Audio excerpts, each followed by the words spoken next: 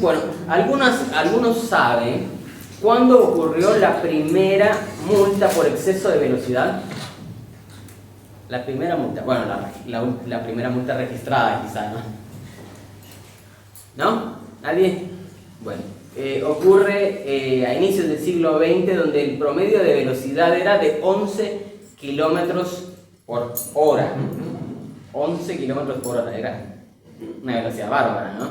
Bueno, lo que pasaba ahí es que de alguna forma fueron evolucionando los autos, ¿no?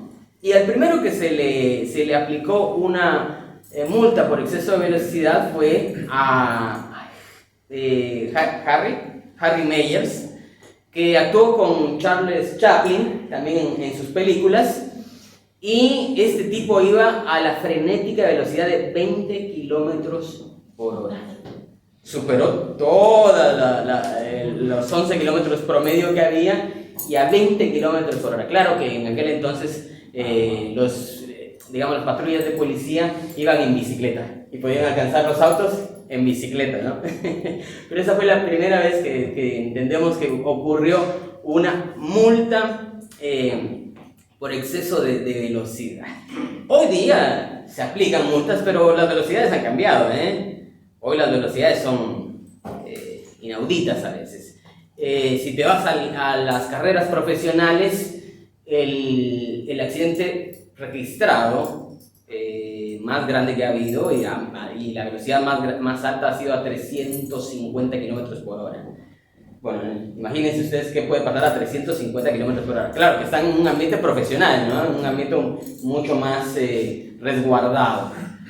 Aún así son velocidades increíbles, excesivas. Superan los límites y eso también trae como consecuencias aparatosos accidentes. Ahora, de ahí yo me salto a nuestra realidad y digo, bueno, ¿no será que a nosotros nos gusta romper siempre los límites? ¿No será que a nosotros nos gusta ese exceso en las cosas por ahí? Y como que siempre los chicos siempre están probando ir un pasito más allá, ¿no? Y probándonos hasta qué punto nosotros los dejamos dentro de esos límites que les hemos impuesto, si es que hay límites, ¿no? Porque por ahí también pueden haber familias que no aplican límites. Creo que los límites son necesarios. Otra cosa son que la familia puede aplicar demasiados límites y entonces también no deje ser a los chicos y chicas, ¿no? Pero bueno, y el gran problema entonces aquí está en que encontramos placer en salirnos de la pista y encontramos placer en hacernos daño muchas veces. Como que eso ya es repetitivo y caemos siempre en el mismo error.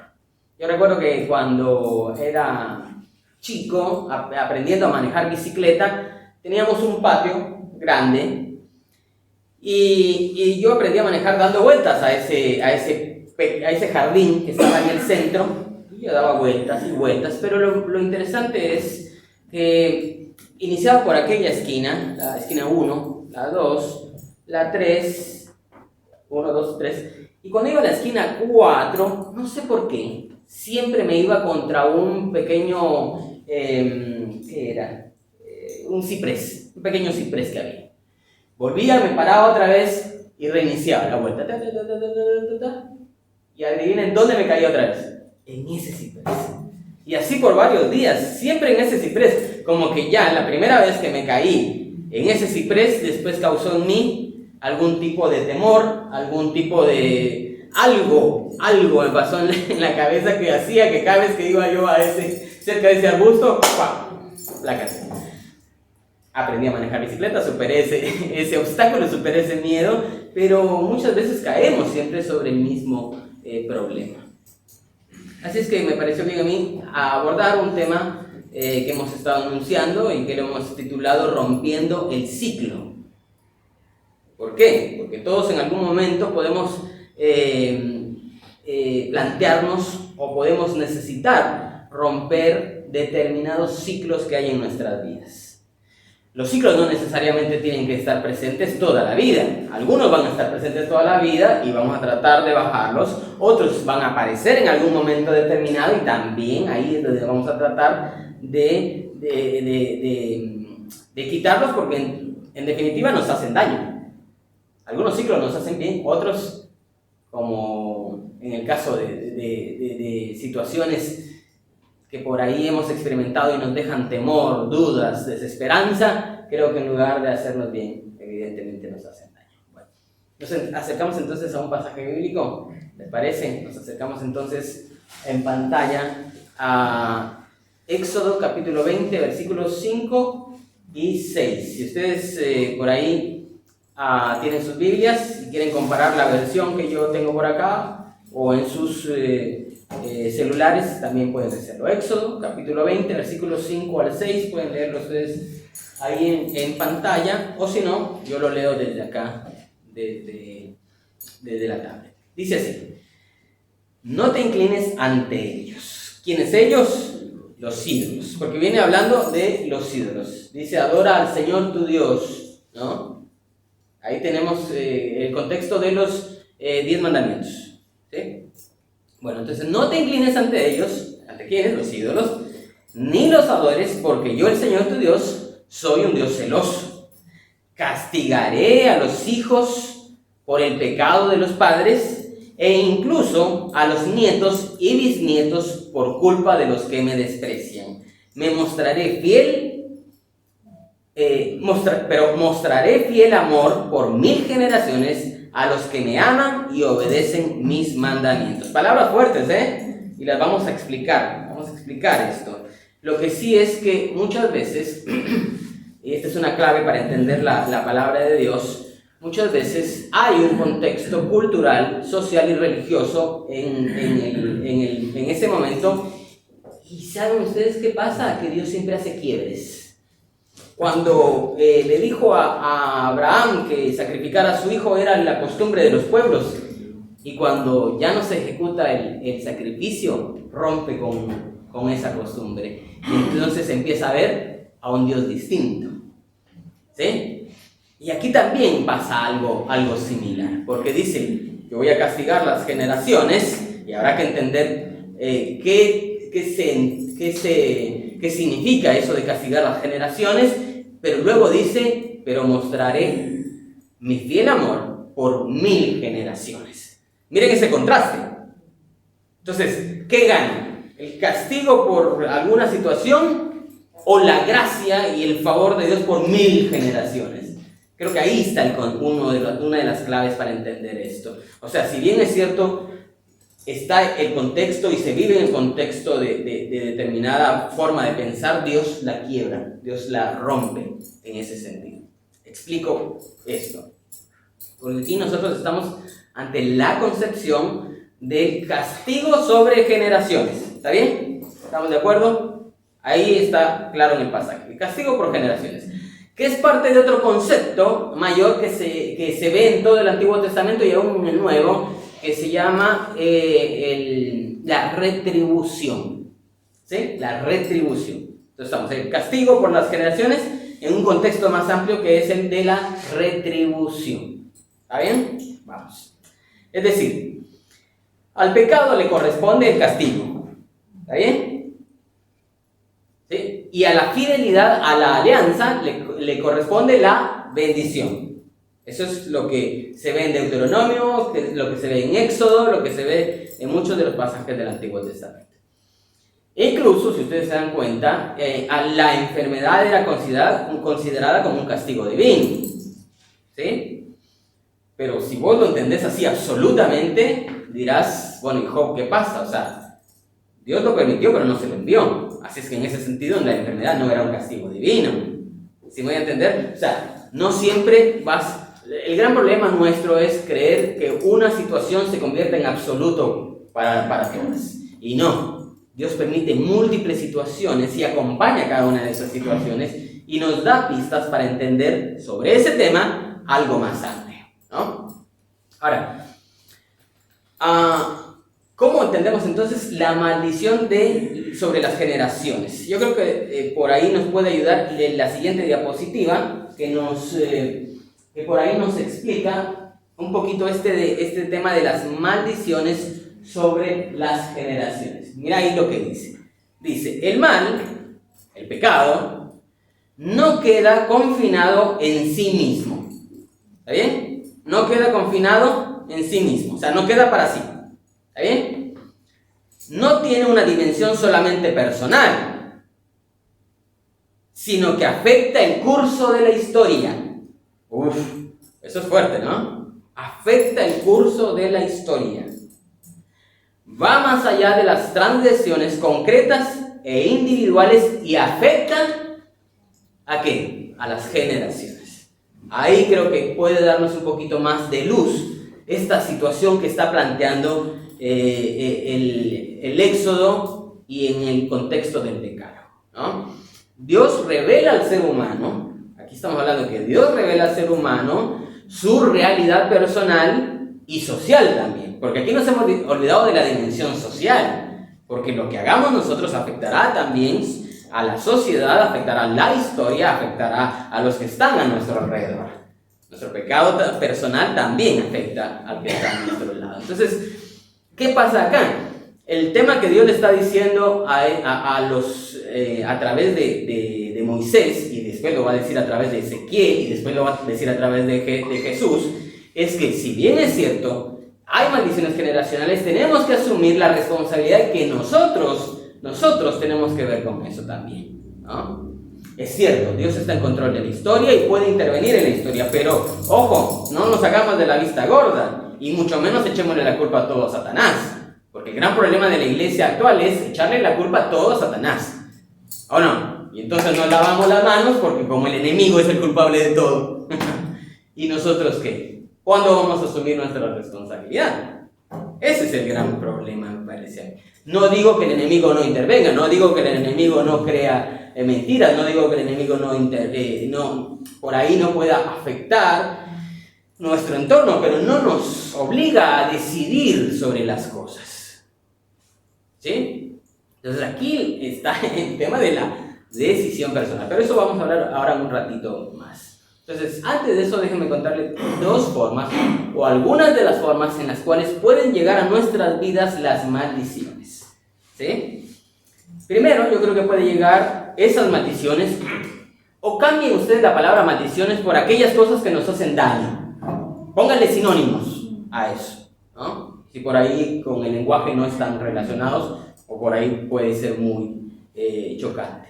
Pero aquellas cosas que nos hacen daño, ahí están presentes y entonces llegan a nuestras vidas y pueden llegar a nuestras vidas de forma inadvertida. Es decir, donde nosotros prácticamente no nos damos cuenta. Tal vez porque éramos chicos y entonces ahí las cosas que sucedieron a nuestro alrededor llegaron inadvertidamente a nuestras vidas, ¿no? ¿Cómo lo explico esto? Mirad en pantalla esta imagen que aparece a continuación. A la isla, en Nueva Zelanda, llegó inadvertidamente la avispa europea. Yo la verdad que sé poco de avispas y no sé si por ahí, yo busqué en Google y me parece que esta es la avispa europea. No sé cuál es la diferencia con la asiática, con otras avispas, ¿no? Pero digamos que esta es la avispa europea. Bueno, llega la avispa europea inadvertidamente en un vuelo en 1945 a Nueva Zelanda. A pesar de tratar de erradicarlas y buscar muchas formas de erradicarla, se estableció en una región de 78,000 kilómetros cuadrados. ¿Qué haces vos con eso? Si ya se establecieron en un sector tan grande, ¿qué va a pasar? Va a ser difícil erradicarlas de ahí, ¿no? Hoy, de hecho, el exterminio se considera prácticamente imposible. Pero nadie lo buscó. Llegó en un avión de forma inadvertida, ¿no? Y ahí es donde yo digo que así como la avispa llegó de forma inadvertida a Nueva Zelanda, a nuestra vida pueden llegar situaciones inadvertidas también que nos hagan daño, que no nos damos cuenta, pero nos empiezan a afectar. Y ahí sí, por ahí nos podemos ir dando cuenta. ¿Qué cosas? Yo hice un pequeño listado, pero ustedes pueden agregar mucho más a ese listado. Por ejemplo, enojo sin control aprendido. Enojo sin control. No estoy hablando del enojo normal, digo, cualquiera se enoja. el enojo sin control, ¿no? Pero es aprendido, porque como lo vi en las generaciones anteriores a mí, lo aprendí, yo sé que aprendí de mis padres, y sé con qué tengo que luchar también. Entonces, hay muchas cosas que están ahí. Baja autoestima asumida también. La baja autoestima también puedes asumirla en la etapa de la adolescencia, donde todos te bardean, donde todos te ningunean, y vos te la crees, y entonces aprendes a vivir así. Otra cosa, violencia física y emocional recibida. Hombres y mujeres viven con violencia física y emocional, porque así también lo recibieron en el hogar. Yo no digo que todo pase en el hogar, yo no digo que todo eso. Nunca hablo en absolutos porque la realidad es muy variada, No puedo yo decir que solamente en ese contexto se dio. Pero hablemos de esa por lo menos. Luego, la dependencia emocional que te somete a la voluntad de otros. Muchas mujeres viven en dependencia emocional que los somete a la voluntad de los hombres. Puede ser viceversa, también. O inclusive los hijos pueden llegar a estar en dependencia emocional de sus padres, porque los padres los sujetaron y los quisieron para sí, nunca los dejaron ser, y entonces terminan siendo pequeños esclavos de la voluntad de sus padres. Yo no digo que no los acompañemos, yo no digo que no los formemos, yo no digo que no los guiemos, pero entonces llega un punto donde estás tan agarrado a tu hijo o a tu hija que no querés soltarlo, no querés dejarlo, ¿no? Y no lo dejas ser. Y el gran problema es cuando vos faltés. El gran problema es cuando vos no sepas ayudarlo, no puedas ayudarlo. Ese es el gran problema, ese es el gran desafío de crear a nuestros hijos de tal forma que, si bien es cierto, les acompañemos con límites, con consejos y muchos otros elementos para su vida, en algún punto hay que soltar. En algún punto hay que soltarlos. Yo no digo que no hay que cuidarlos. Sí, claro que sí, que hay que cuidarlos. Hay un contexto difícil hoy en día, pero hay que tratar de ver hasta dónde llega esa dependencia emocional de nuestros hijos hacia nosotros. Otra cosa más, dependencia de drogas como escape de la realidad. También en la adolescencia se puede dar esta situación, también en la adultez. Necesito un escape a la realidad y entonces busco algo como la droga, como el alcohol. Pero recordemos, estamos rebasando los límites, que tarde o temprano eso cobra la factura y entonces viene el declive. Ese es el gran problema. El gran problema es el declive. El gran problema es que empieza a apagar neuronas. El gran problema es que empieza a afectar familias. El gran problema es que empieza a afectar salud. Ese es el gran problema. Digo, no solamente en esto, también estamos hablando de pornografía, de dependencia a equipos electrónicos también. Hoy día hay acompañamiento a personas que son dependientes de equipos electrónicos. Sobre todo estamos hablando de la juventud, los adultos por ahí no tanto. Digo no tanto porque también están... pero es otro manejo, ¿no? En algunos chicos puede llegar a ser un gran problema, inclusive pueden pasar toda la noche y hasta el siguiente día, 5 o 6 de la mañana, estando en el celular. No digo que eso un fin de semana no lo pueda hacer, no digo que eso en algún momento por ahí se haga esporádicamente, pero si eso es un hábito, si eso puede llegar a reducir el tiempo con la familia, reducir el tiempo para los estudios, reducir tiempo de dormir, ahí estamos hablando ya de una patología. Porque nosotros, los seres humanos, somos tendientes a las dependencias, eso sí. Algunos más que otros, pero me parece a mí que por ahí. No digo absolutos, ojo, volvemos otra vez, no digo absolutos, pero puede pasar. Dependencia, puede haber miedos excesivos también que nos paralizan, ¿no? El miedo está bien mientras que advierta un peligro, pero cuando nos paraliza, por ahí no nos deja avanzar, ahí me parece a mí que es dañino. Y por último, sumisión cultural que te aleja del concepto de igualdad. Uf, eso sí, ¿qué fue eso? Nada, lo pensé y lo escribí, pero lo explico. Sumisión cultural que te aleja del concepto de igualdad. Eso también puede ser un peligro. ¿Por qué lo explico? Porque hay algunas culturas que por ahí han avanzado un poco en su seguridad como seres humanos y otras sujetas a situaciones históricas del pasado vienen a ser sumisos, vienen a ser más que sumisos, vienen a ser... se me fue la palabra ahora, ¿viste? Hola, ¿cómo estás? Y prácticamente viene, no, bien, muchas gracias. ¿Y usted? Y entonces, ¿sí me voy a entender? ¿Sí vemos aquí en esto cómo puede ser? No es como, bien, muchas gracias. ¿Y vos? Porque ahí se pierde el concepto de igualdad, ¿no? Estamos hablando de temas culturales, ¿no?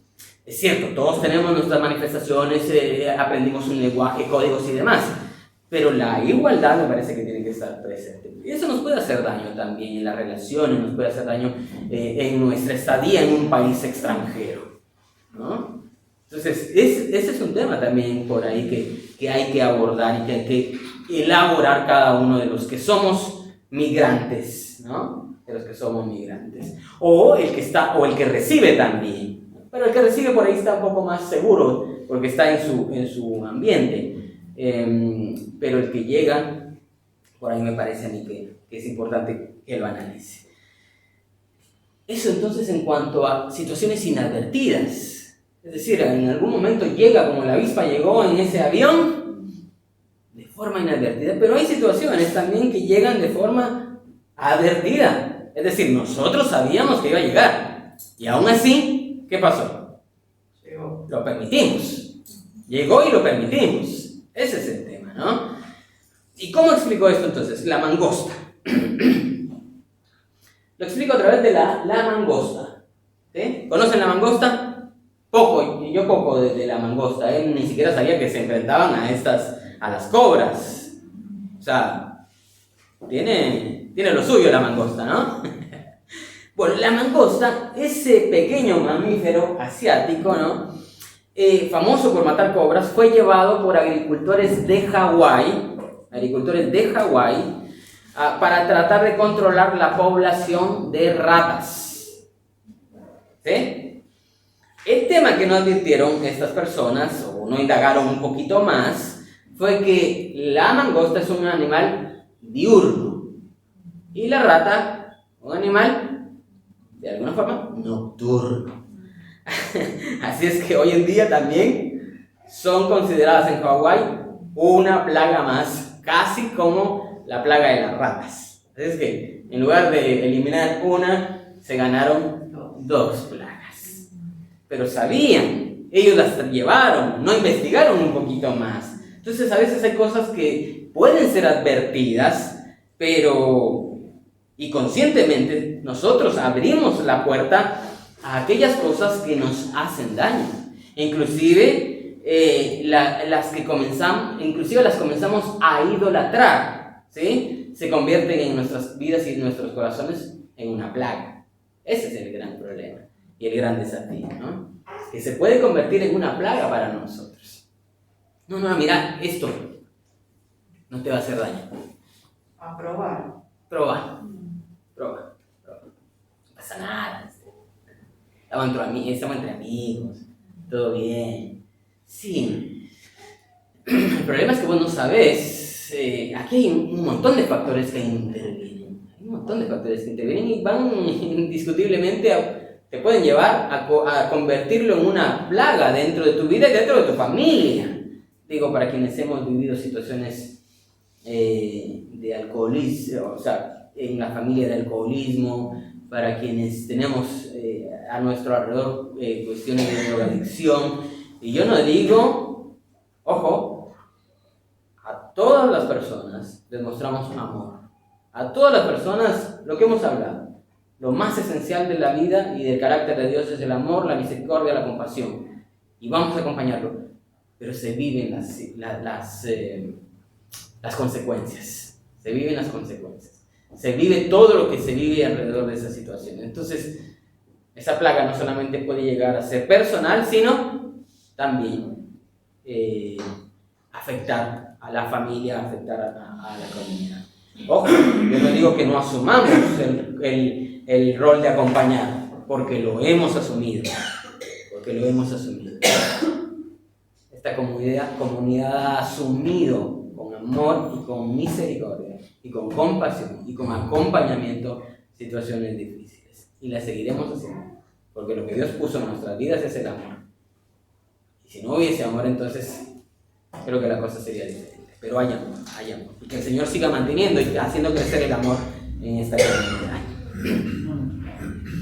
Entonces, ¿cómo se puede romper el ciclo de desesperación? ¿Cómo se puede romper la esclavitud? ¿Cómo se puede romper esa idolatría? Porque hay idolatría, digo, si cuando desplazas a Dios y pones a otra cosa en lugar de Dios, eso es idolatría. No tenés que irte al concepto clásico de idolatría. No. Todo lo que desplace en lugar de Dios, eso es idolatría, ¿no? Entonces, el profeta Ezequiel, a mí me encanta el profeta Ezequiel y su capítulo 18 me fascina, ya lo habrán escuchado de mí varias veces.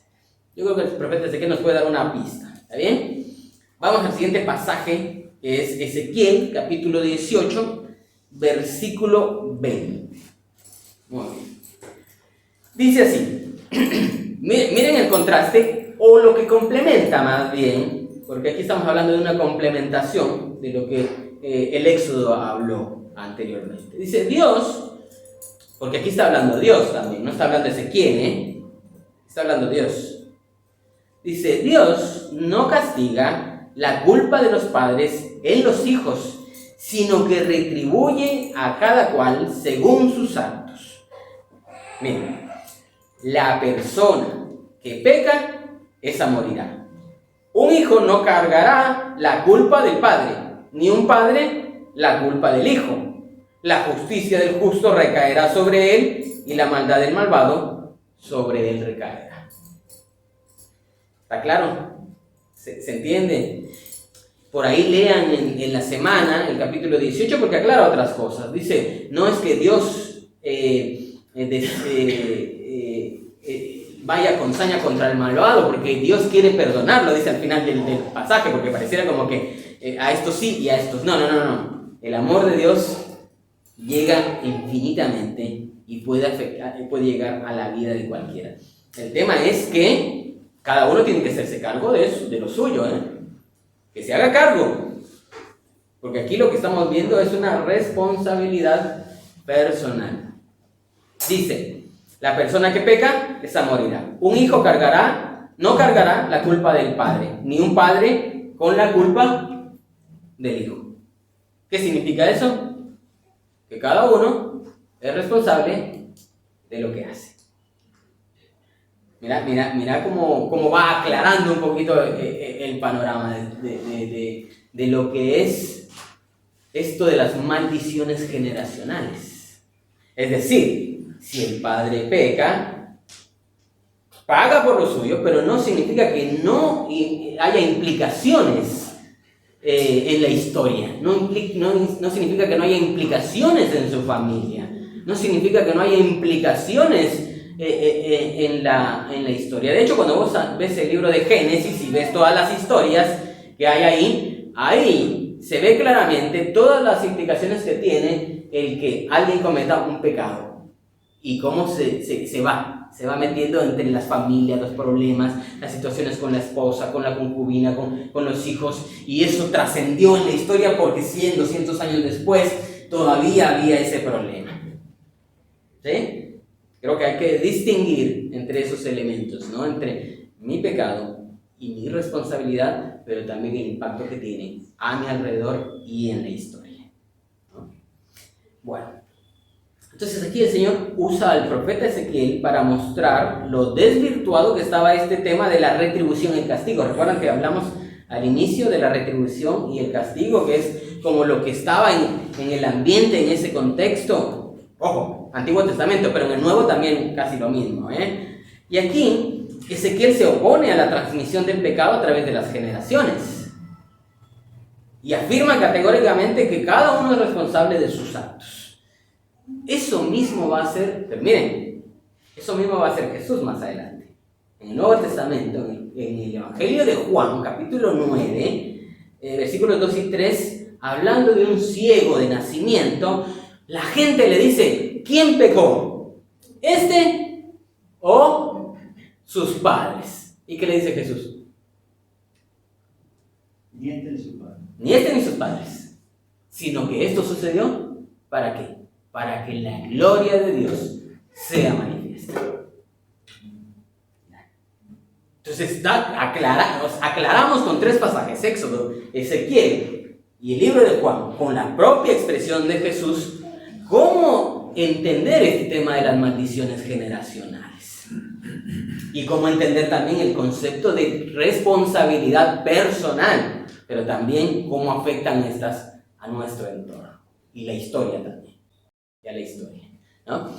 Entonces, yo creo que aquí la gran pregunta es, ¿qué nos detiene a nosotros para salir del ciclo de desesperanza? Y a veces cuando nosotros escuchamos esta palabra, quisiéramos que otros la escucharan, porque por ahí están en ese ciclo y no salen de ese ciclo. Pero ese creo que es algo que le corresponde a Dios, ¿no? Cuando Dios quiere hablar a la vida y quiere llegar a la vida de las personas, no hay nada que lo vaya a impedir. Si lo hizo con nosotros, lo puede hacer con cualquier otra persona. Entonces, yo creo que hay que orar por esas personas y nosotros ver qué otras cosas podemos ir afinando en nuestras vidas. ¿Qué otras cosas nos pueden ir llevando o experimentando situaciones de desesperanza y vivir en ciclos, ¿no? Y nunca rompemos el ciclo, como un bucle. El concepto de tiempo también es un bucle, ¿no? Y el bucle se repite. Necesita un quiebre ese bucle, necesita un quiebre ese ciclo, porque si no se va a estar repitiendo y repitiendo. Y yo creo que eso es a lo que nos invita la palabra, ¿no? A romper esos ciclos, esos bucles que hay en nuestras vidas. Primero, reconociendo la gracia de Dios en nuestras vidas. Y segundo, asumiendo nuestra responsabilidad. Hasta acá, Dios se está refiriendo a nosotros. Y hasta acá, Dios quiere intervenir en la vida nuestra para poder romper esos ciclos. En la siguiente diapositiva hay 5 cosas que nos impiden, ya para ir finalizando, tomar decisiones sanadoras. 5 cosas que nos impiden tomar una decisión sanadora. Primero, el orgullo. Sí. Porque si nosotros no admitimos que necesitamos ayuda de Dios, sino que yo soy suficiente, entonces el orgullo ha tomado el control. Y necesitamos bajar ese orgullo. Y el orgullo puede estar presente. El orgullo puede ser pasivo, El orgullo puede ser pasivo. Yo no necesariamente tengo que... Eso es ser un orgulloso, ¿no? Pero hay orgullosos pasivos, orgullosos que están quietecitos, pero hay orgullos. Y hay orgullosos que muchas veces lo ocultamos. ¿O no? Ocultamos nuestro orgullo. Yo puedo ser uno de esos, porque aquí nadie está exento de pecado, aquí nadie está exento de errores. Eso es lo que explicamos siempre en Pan para el Mañana, en Alfa Deportes, en todos los ministerios que hacemos, que el primero que tiene que reconocer aquí que tiene errores y que tiene pecados es el pastor. Eso lo hizo Pablo. Tal vez pecó de orgulloso, y podemos pecar de orgullosos, solo para establecer que todos, no hay nadie. La iglesia no es una iglesia de perfectos. Si queremos que es una iglesia de perfectos, estamos equivocados y estamos en un lugar que no es. Espera, ¿a quién vino Jesús? ¿A los sanos? ¿O a nosotros que estamos heridos, que estamos lastimados, que hemos levantado barreras de orgullo? Otro elemento ahí que nos impide tomar la decisión sanadora es la culpa. Esa culpa que nos avergüenza y que no nos deja mirar hacia arriba, ¿no? Que siempre estamos así. como que siempre en derrota. No podemos estar en victoria, no podemos levantar la cara, no podemos marchar hacia adelante. Así es que la culpa también puede estorbarnos a esas decisiones sanadoras. Y la culpa puede estar ocultando puede estar ocultando el amor de Dios y el perdón de Dios para nuestras vidas. Porque Dios es un Dios misericordioso. Que cuando nosotros confesamos nuestros pecados, Él es fiel y justo para perdonar nuestros pecados y limpiarnos de toda maldad. No lo digo yo, lo dice la palabra. Y dice que cuando Él perdona, echa los pecados hasta el fondo del mar. No lo digo yo, lo dice el profeta Miqueas.